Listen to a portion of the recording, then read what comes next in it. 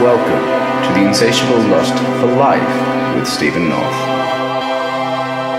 Hello everyone and welcome to The Insatiable Lust for Life. This is Stephen North and I have got a segment for you that is filled with a lot of the origins that go back to the creation of the heart activation music, which go back to when I first started writing music. We've also got a few different things prepared, and the topics that we're going to be talking about I've just recently gotten back from Brisbane this week. I'm going to be talking about the Brisbane Mind Body Spirit Festival. I'm going to be talking about some of the experiences that I had in Brisbane. I'm going to be talking about a thing that we're going to be calling the rebirth process, which is also linked to Brisbane Mind Body Spirit.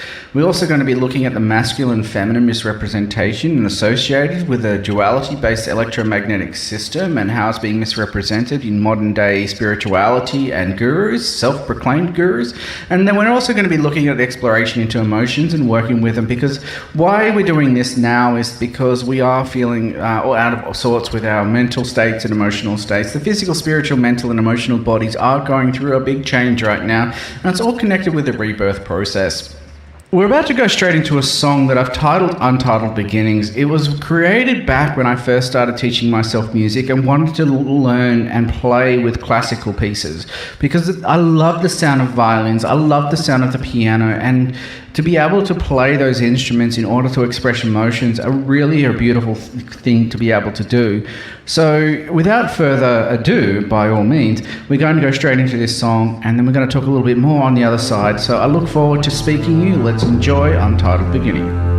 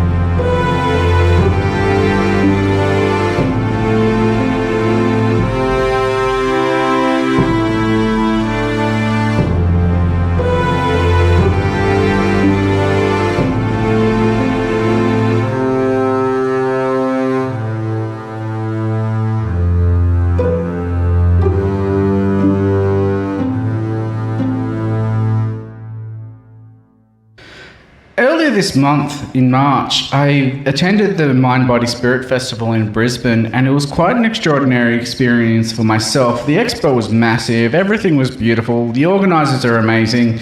It's really a great expo to be a part of.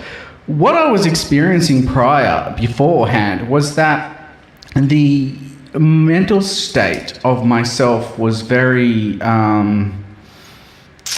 wouldn't shut up. It would nag. And this type of nagging was more of the human mind trying to process information and suppress, and it really was very chaotic in the way that my own mindset was working, because I hadn't had any sleep for over a week. So when I got to Brisbane, I decided to do something, and let's go straight to a pharmacy on the day I landed and pick up some melatonin.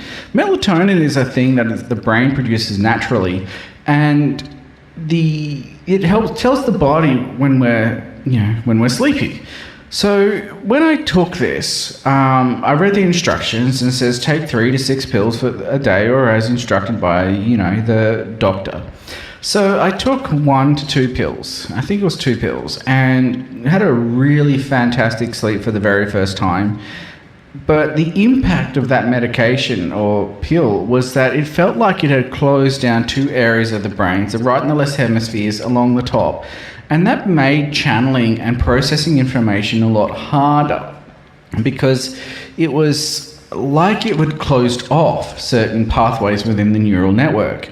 So when it came to channeling on stage at the Mind Body Spirit Festival, to me, it felt more like the segment was a train wreck because, one, I was extremely nervous, and two, the information that I was trying to process wasn't there.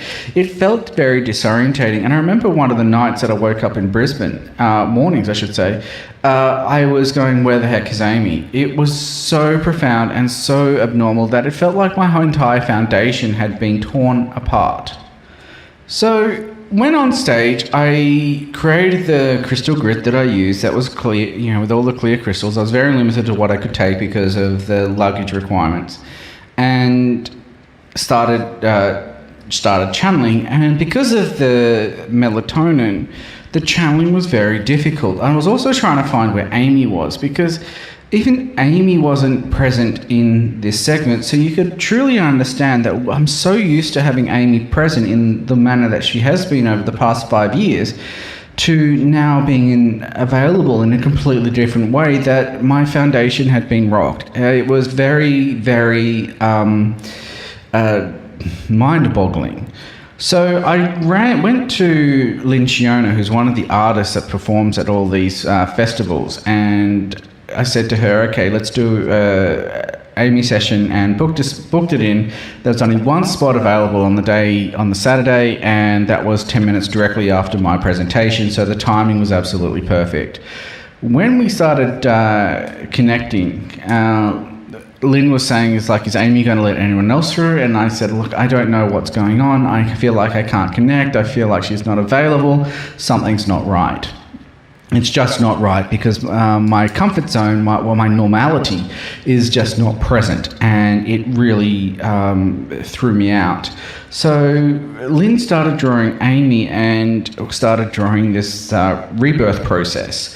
And, she's gone into the womb, and I actually understand what is going on in full detail with her with this rebirth process because we've been talking about it for the past 3 years of what is going on. And the hardest thing for me is that I have all this information and I really can't say anything because I'm not allowed to I can't intervene, I can't say anything because nothing has ever been determined in this manner, and that's what was presented to me through Jocelyn Joy Thomas in the last week or this week. I can't quite remember the days. So I'm going to talk a little bit more about this, but we're going to go into another classical song that's called Something Random. I never had a title for this, so let's sit back and enjoy it, and I'll talk more about Mind, Body, Spirit on the other side of this.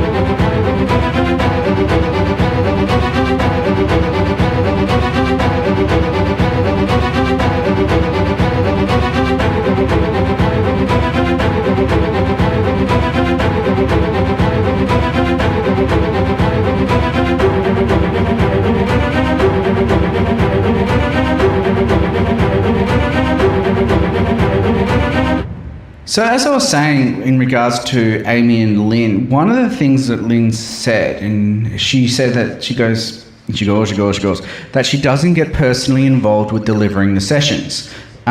delivering the information, I should say. She said that she's seen archangels, masters, and angels, and everything in between, and spirit guides. But one of the things that she said to me that stood out was that she has never seen anyone as high up as the likes of Amy and myself. And that our level of communication is so high that is between us and us alone, which makes a lot of sense because Amy and I do communicate in many different ways, and even at times when the human side of things doesn't feel that level of communication, it is always there in one way or another. And what Amy and I are doing now is merging into a new state of being connected because of all these changes that are occurring, and that I will always be connected. And so anyway, Brisbane was quite an awakening and eye-opening experience. And also when doing the group session on the Sunday, it was quite a very interesting experience to even hear, because I could not feel Amy's presence, to hear the words of Lady Nada coming through saying, "We've received training from Amy to support you. We are here," and they joined in the group session in taking over the role of what Amy facilitates. So it's quite a very intriguing change and rebirthing process, and that's what's really happening for us right now, in the sense that we are going through one major transition. And for me, having this connection with Amy and the past few years of preparation and knowing the information that's coming through and being able to communicate on these high levels or high planes or whatever it is, having information can also be very troubling for me because I have to be very careful in what I say. And in fact, I've made a number of edits already on this podcast because I had to remove information in case I've revealed too much. So, but for me, that is also a test, and also because these new team that's coming through are coming through as a collective, and it's quite an interesting experience. So Brisbane was a very beautiful experience. It was a very beautiful journey. The Mind Body Spirit Festival, spending time with my sister, being triggered and trying to find peace in the center of everything is what this month has been about, was finding peace. Because the mind went nuts. I wasn't able to sleep prior to going to Brisbane, coming to Brisbane, and then finding that I had to go through for the brain to readjust, because that melatonin really had an impact, and it was pretty. I didn't feel like my normal self because I'm used to the brain racing ahead and it's always on the go, especially when trying to solve problems. So it was a really beautiful experience. I met some amazing people at the expo. I was talking about the psychology uses. I was talking about the things that I've used it for and experienced, and the sensations that people were feeling were absolutely beautiful. And as I say in the group sessions, I may look like a clown walking around waving a crystal in the air, but something is happening in association with the music and what I'm doing, and people were saying that they could physically feel me walking through the room when I walked past them, because they could feel the intensity of the energy increase, which is really beautiful, but I've never experienced it myself, so I wouldn't know what it's like. Another person said that they weren't going to come to the expo, but they turned up to this session, and it reminded them of what I was talking about, of what they used to do some 25 years ago. So they said that it was very fantastic for them. So I want to move into another song, and I'm going to say this song was written during a time when I realized I had fallen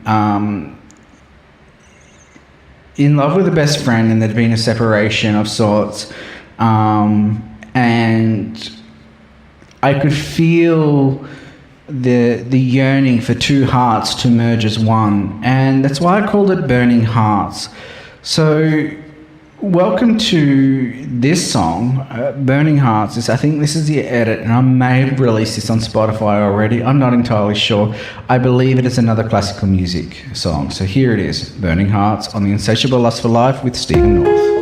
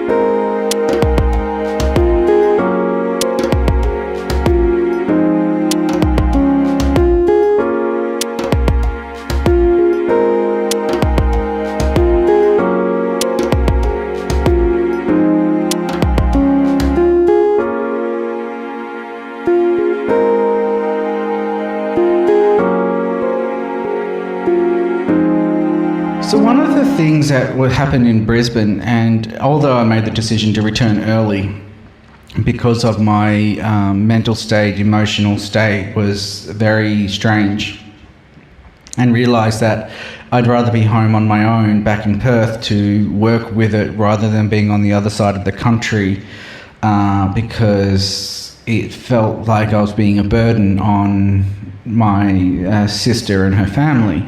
So before I wanted to come back, I wanted to spend time with a very beautiful friend of mine. I knew that she's absolutely gorgeous. There's just so much love that she radiates, and we spent time the last time I was in Brisbane, and I said, hey, let's catch up because we can have a lot of fun. And that's what we did. I travelled up there for a weekend, and it was a Friday, Saturday, because I was leaving on the Sunday, and the experiences that I had were so beautiful and heart-opening that a lot of the fears that I was worrying about, we got to explore. And that is like through things such as not having been in any form of relationship. The emotional intimacy that we were sharing with one another was absolutely beautiful, because what I love in connection with a partner is emotional intimacy more than the physical intimacy. I mean, of course, the physical intimacy is fantastic, but to have that bond on an emotional level is really beautiful.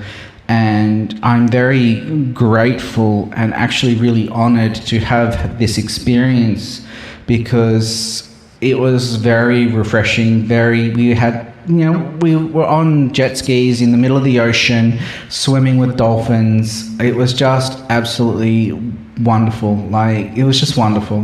The words cannot express. I'm still sunburnt from it. Even with putting sunscreen on, it just didn't seem to be enough. So the next song that I'm going to play, and that's all I'm going to share about Brisbane, it was really it was part of this whole rebirthing process and opening up to who I am as a soul, as a person with the ability to love on a very deep level. It's all surfacing again, and it does get scarier by all means. I was saying to a friend of mine, it's like the idea of holding someone's hand, the idea of someone touching me, it's all scary because I've suppressed all those desires and needs for over the past 6-7 years. So it's quite fascinating to have this experience. So what I'm going to do now is play the song Amy's Passion for Life. It is another beautiful classical music, and then I'm going to change it up a bit and sharing some more modern stuff. So this is Stephen North. You're listening in to The Insatiable Lust for Life, and here is the song Amy's Passion for Life.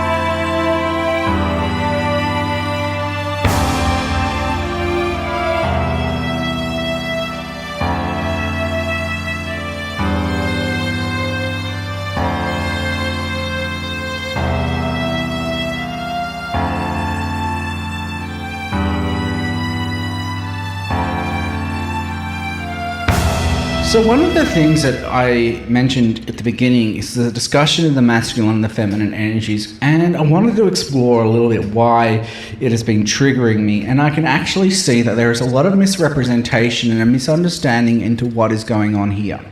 When we're talking about masculine feminine, we're talking about it as a duality component, as a part of the electromagnetic systems. Electromagnetic is third dimensional, fourth dimensional structure, and when we move into the fifth dimensional structure, it becomes more quantum. And this got explained to me back in 2014 because they wanted to trigger my memories and to help me understand more of who I am at the time. And what was being explained is that masculine feminine is the best way to look at it is to see it as a two-phase, pretty much electronic circuit. You've got your positive, you've got your negative. You need one without the other. You can't complete a circuit without both. It is not gender related at all, and this is where the English language can get very confusing, because if we're speaking about masculine, we're talking about a male. If we're speaking about feminine, we're talking about a female. But in here, we're talking about qualities and traits. It's kind of like talking about the left and the right hemisphere of the brain. The female is inspirational and creative and caring and nurturing, which is the right hemisphere of the brain. And on the left hemisphere of the brain is the masculine, which is action, protection, they're the ones that make things happen. So you can kind of see that it's like the ideas come from the feminine side of things, and then the creation and action comes from the masculine side of things. So in a duality-based perspective, you are the one or the other, and a lot of people are either experiencing extremes. So if you're going to be strong in feminine, you're going to be moving into a strong experience of the masculine, and that's in order to merge the two. One of the healers that I'm aware of and know is saying that we're having to have to embody the Sophia and the Christ energy into the planetary system, but really it's got nothing to do with the planet, because the planet already exists. It's already had this for millions of years prior to its created. So the only thing that really needs to be focused on is that of ourselves. It's like, for me, as an example, when I'm walking with Amy, I'm so intertwined in her energy that I'm actually more feminine. And I'm seeing a lot of men lately that are carrying this feminine energy, being very creative, very creative, and are moving into more of an action stage, which is beautiful because it means that the energies are merging together into a neutral space, even to the point that I've actually started beginning to look at creating groups to support a healthy masculine, to support the feminine. And by that, I actually mean to create a men's group to look at how to support the women. Because my theory is that the reason why we were so in a masculine-based environment, planetary system, whatever you want to call it, the systems, goes all the way back to the Dark Ages. And the Dark Ages is where you needed to kill, otherwise you're going to be killed. You needed to exploit, otherwise you will not succeed. You needed to do all these things. And there are a lot of spirit guides at the moment that still believe in that structure, that have not changed since and have not incarnated since. So you can understand why these energies are still lingering around. It's got nothing to do with the male or the female, because every single person on this planet, every single animal on this planet, every single being on this planet that's alive is going through the same process of merging the masculine with the feminine. And once we are able to do that, once we merge the duality perspective and can pull ourselves out of pull ourselves out of that system, more into non-duality thinking, is when we're able to achieve that we've moved into a fifth dimensional structure. And right now, that's all we need to focus on, because the talk about the fifth dimension has been happening since prior to 2014. So we understand that we're always in a state of healing, we're always in a state of perfecting. So when there are women that are saying that they are leaving the rise in the feminine, they could very well be coming from a masculine energy system, because they don't necessarily understand what they're referring to. And I'm seeing a lot of these gurus, self-proclaimed gurus, that saying all they're doing is reading someone else's wisdom and sharing their experiences. Whilst it could be their truth, it could also be very erroneous. And one of the things in this spiritual industry, because it is an industry, is that there is no governing body to say, yes, that's right, no, that's wrong. It's your own personal journey. And as someone was saying to me that they were saying that they were spiritually bypassing something or whatever the heck the story was. And I said, well, but it depends on which spiritual group you come from. It will determine whether the person that made that claim could very well be actually erroneous because of the spiritual belief systems that they have. So you can understand that there is so many different conflicts. As one person said to me, who tagged me in the post, said, "Oh, that's very true," etc., etc. And I'm like, well, from my perspective, from where I'm coming from in a higher realm, and from what I understand from the wisdom that I've been taught over the years, is that they don't understand the whole electromagnetic, quantum-based energetic systems that the planet and the humans are moving into. So having already done this over and over and over again, multiple systems, I kind of actually starting to trigger, and those triggers are actually activating memories. So please, whilst that may seem very complicated in depth, all in the explanation and may be misunderstandable because of the human language, and me trying to communicate this is quite complex because I can't find the words for it, and I'm hoping that I was able to describe it. So a song that I want to step into now is called let's just go straight into the song because I can't find the title and I haven't got my glasses on right now. So let's just jump straight into the next song, and I will see you on the other side. This is Stephen North with The Insatiable Lust for Life.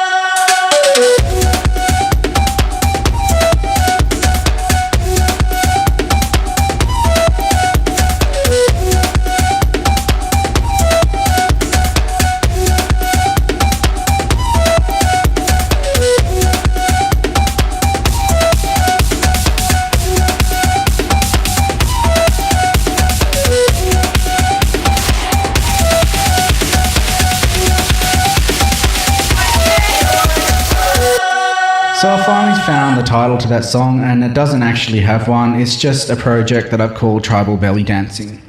So as you can understand from the previous comments before, is that I do believe that there is a very misrepresentation in regards to masculine and feminine on the concept of duality and electromagnetic systems.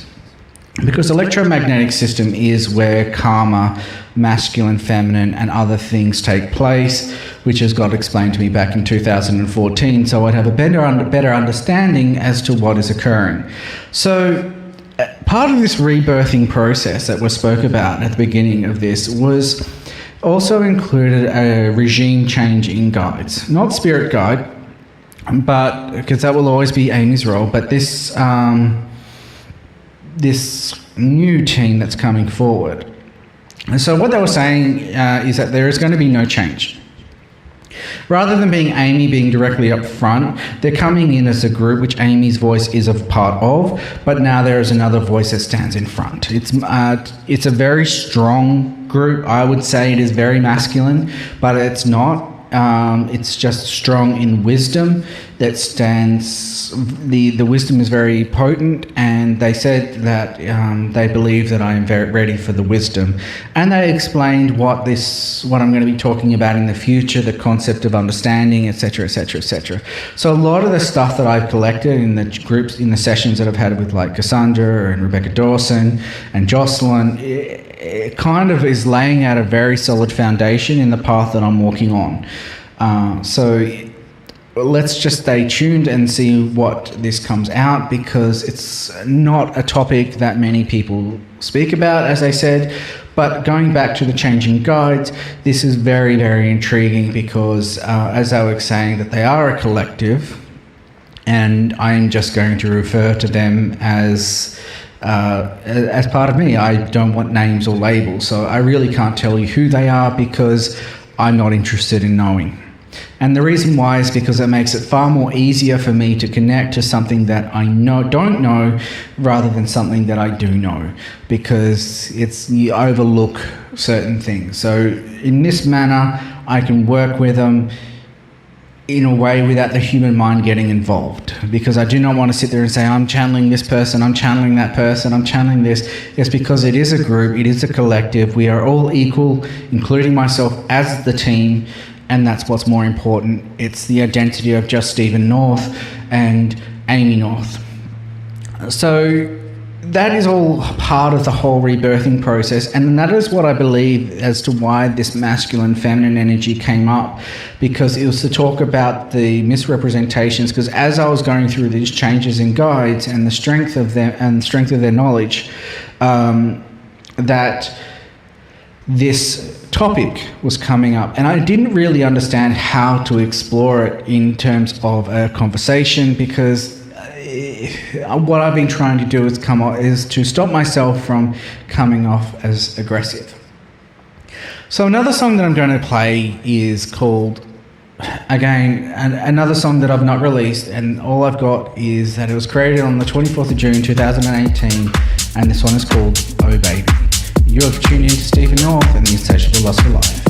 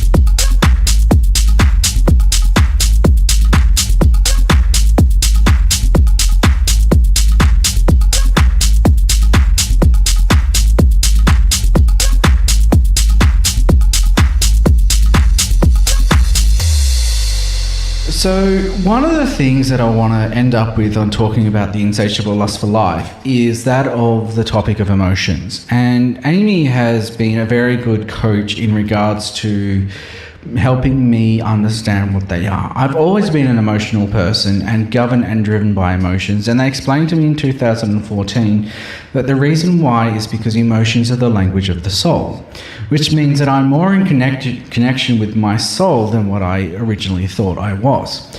But soul is the human word for consciousness. Okay, so that means that consciousness communicates through emotions, it communicates through expression. Which is why I enjoy writing music, because over the years there are certain songs that I've created that are actually expressing my path of love and acceptance, etc., etc., etc. So when it comes to working with emotions for yourself, it's like today I've just been sitting at the chair. I've been wanting to do things. I've been wanting to drive to Kalamunda and be in the trees, in the hills, in the woods and all that sort of stuff, wanting to be in nature and connecting. But I've been sitting in the office, and that's why I ended up decided to record this podcast, and just sitting in the space of going, what is the emotions telling me? What are they teaching me? Because the solar plexus region is going mental. It's not as calm as it's been before, which means that there is change, and everyone doesn't really like it because it's discomforting, but what's on the other side is so grand and so beautiful that it's very, it's all worth it, and that's what it is. It's like, the more I dive into these dark abysses of unknown things, it comes out and absolutely beautiful and works out in my favour. So there's no fear when it comes into diving into the darkness. So these emotions that we're experiencing is really teaching us about ourselves. They are a teacher in one way or another. It's like if you're experiencing jealousy, you need to look and sit in that emotion, not really to judge or condemn or express in an angry way that you've got it, but to look at it and question it. Why is it here? Why is it there? What's it showing you? And that is a very good mental health habit in order to get into questioning why you are experiencing certain emotions. And when people were earlier in the month talking about that they were having all these sorts of experiences, I thought to myself, well, I'm not getting this because I'm immune to it. But the more I dived into it, the more I could see, and it was, it's been nerve-wracking. It's been sitting on the couch and just crying because of the beauty of what is surfacing, because as I said earlier, the suppressed needs, the discovery of a grand love that is available, and how a lot of the things that have been said over the years is starting to fall into place. But the thing is, at the same time, I'm very looking at this, trying to, let's doubt what's come through. Let's question what's come through. Let's put it to the side, because what I know may not happen for another few years. We need to treat this in a healthy manner, and this is where the psychological practices come into place, because we need to have healthy mind practices so that we don't get consumed in our thoughts, that we don't get consumed by what is nagging us, that we don't get consumed by the mental process of what we're struggling with. And that is very important. And so this is what I've been sitting with, and whilst it's just a very beautiful perspective to have in regards to self-analysis of your own self, because I'm always observing my own responses. I'm always observing my own language and communications,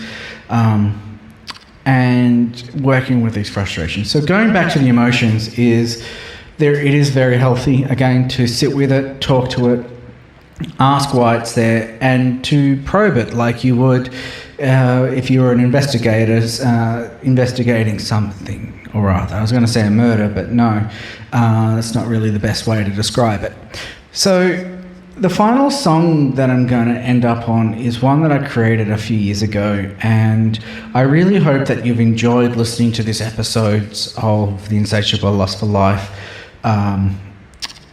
I am using it as a platform to express, I'm using it as a platform to train, I'm using it as a platform to communicate what I've been experiencing on this side with life, and I would love to hear your feedback as well.